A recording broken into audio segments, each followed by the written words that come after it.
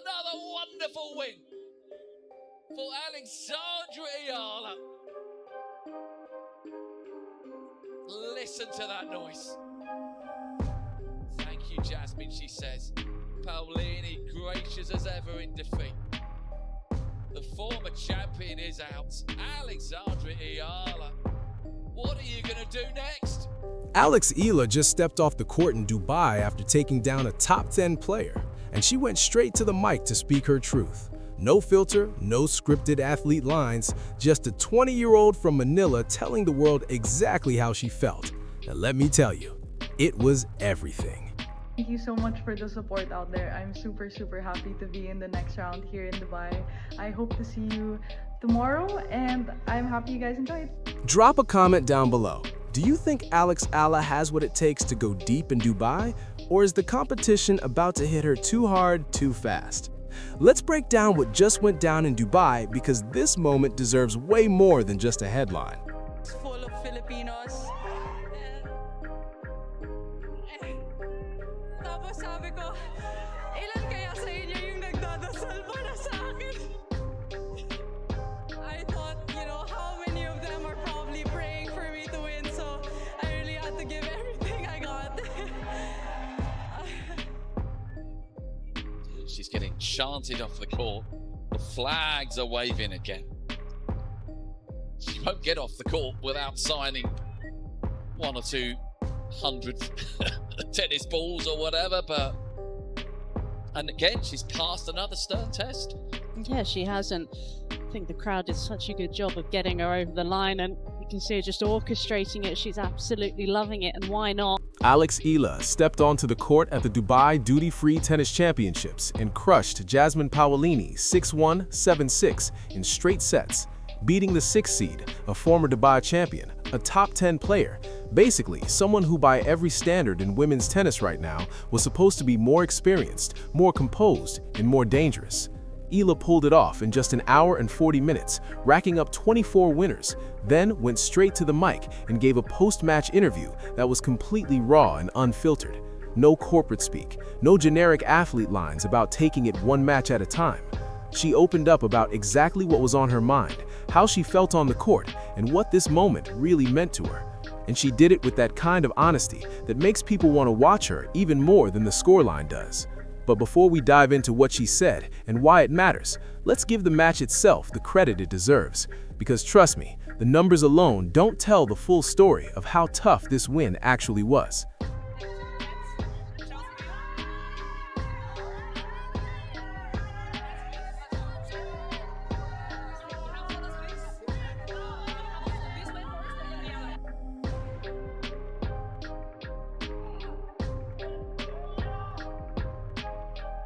And she takes it.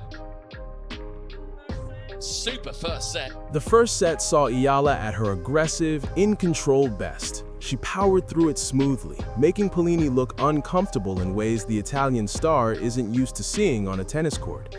Paolini isn't someone who gets pushed around easily. She's a Grand Slam finalist, a former Dubai champion, a player who's been competing at the elite level of women's tennis for years. So when Eala ran through that first set with the authority the 6-1 score showed, it wasn't because Paolini was off her game, it was because Eala straight up outplayed her. Then the second set came, and suddenly the match flipped into a completely different story. Jasmine Paolini, former champion, number 6 seed, in big trouble here on center court.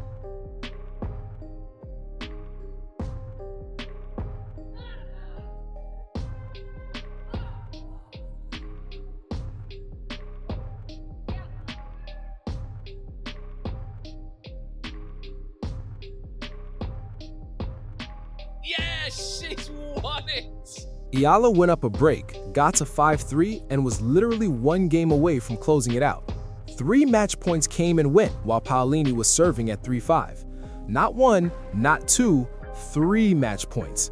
Paolini saved every single one, 2 at 15-40 and 1 at advantage. And then she did what top 10 players do when their backs are against the wall. She fought back, winning 3 straight games. Suddenly, it was 6-5 in her favor, and the momentum of the match had completely flipped in about 15 minutes. This is the kind of moment that defines young players. Not when everything's going your way, but when the match is in your hand, it slips away, and you have to dig deep to hold on. Eala held her serve to force a tiebreak, and the tiebreak itself was pure chaos. She had another match point at 6-4 and missed it. 6 match points in total across the second set. 6 chances to close it out that didn't convert. And then on the 7th, she unleashed a forehand winner up the line to finally end it. 24 total winners. That last one might have been the cleanest of them all. Now, let's dive into what she said afterward, because this is where it gets truly fascinating. When asked about the tiebreak, how she managed her emotions after missing multiple match points and seeing the momentum shift, Eala gave an answer nobody expected and everyone instantly loved it. She said that during the changeover, she looked around the stadium and thought about how many Filipinos were in the stands, and then how many were probably praying for her to win at that exact moment. She decided right then that she had to give everything for them. Pause on that for a second. No sports psychology hacks, no tactical adjustments, no breathing drills or focus cues from her coach. She looked at the crowd, thought about her people, and found something extra because of them. That answer tells you more about Alex Eala as a competitor than any stat line or ranking ever could. What steadied her in the highest pressure moment wasn't retreating inward, it was connecting outward to her country, to the community watching from Dubai, staying up late in the Philippines, or tuned in from the diaspora around the world. That connection, that was her anchor.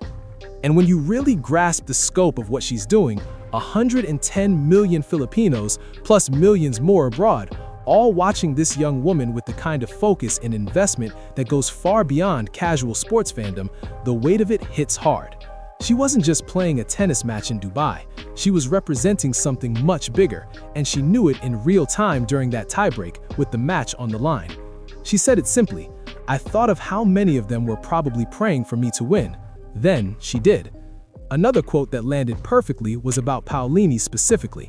Eala called her opponent a great competitor, acknowledged the top 10 ranking and former champion status, and added that just competing at that level was a huge achievement for her. That framing is everything. Not "I knew I was going to win," not "I'm the better player," a genuine recognition that just being in that moment against that caliber mattered, and then she backed it up with the result. That mix of humility and performance, rare. Most athletes have one or the other. The truly special ones have both. Now, let's zoom out and see what this win means in the context of Eala's career, because the numbers here are insane. This was her 3rd top 10 win, and the way she's built that record tells a very clear story about the kind of player she's becoming. Her first 2 top 10 wins came during her breakthrough at the Miami Open last year. She beat Madison Keys, then defeated Swiatek to reach the semis. Swiatek was ranked 2nd in the world, Keys 5th. Eala beat both in straight sets. She lost to Jessica Pegula in the Miami semis in 3 sets, then lost to Swiatek again in Madrid, also in 3 sets.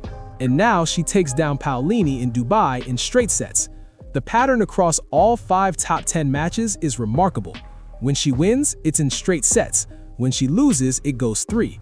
Let that sink in. For context, breaking into the top 10 yourself demands sustained excellence. It's not just beating 1 or 2 elite players, but Eala has already shown she can compete with and beat players at that tier consistently across conditions and tournaments, putting her development on a trajectory that's genuinely exciting. The back-to-back wins in Dubai, she also won her first-round match before taking down Paolini, represent the kind of tournament experience that builds confidence in ways practice simply cannot. There's a version of any player's career where they have the skills and the physical game, but lack the mental reference points and match experience that come from winning big under pressure. Every time Eala closes out a match like that, Paolini wins, 6 match points, tie-break chaos, final winner up the line. She adds another data point to her internal library, proving she can handle these moments. The next challenge is Sara Sorribes Tormo, who also pulled off an upset the same day by taking down the number 10 seed Linda Noskova 6-1, 6-4.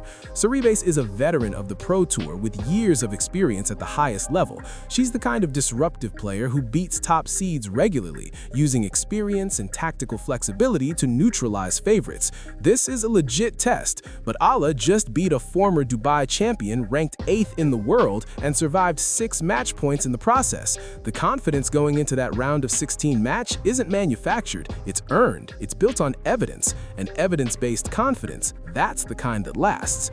There's also a bigger picture here about what Eala is doing for Filipino tennis and Asian representation at the top of the women's game.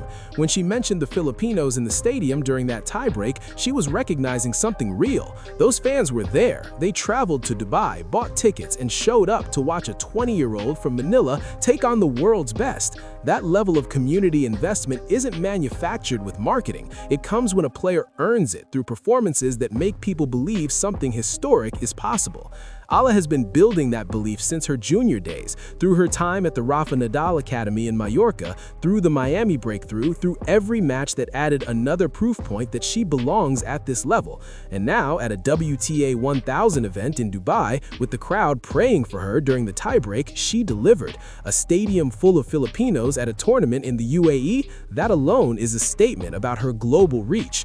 The Philippines has one of the largest overseas communities in the world, with many living in the Gulf region, naturally gravitating toward a tournament featuring a Filipino player. That geographic coincidence created a moment that Eala turned into pure motivation at the most critical point of the match. She didn't just win for herself, she said it herself.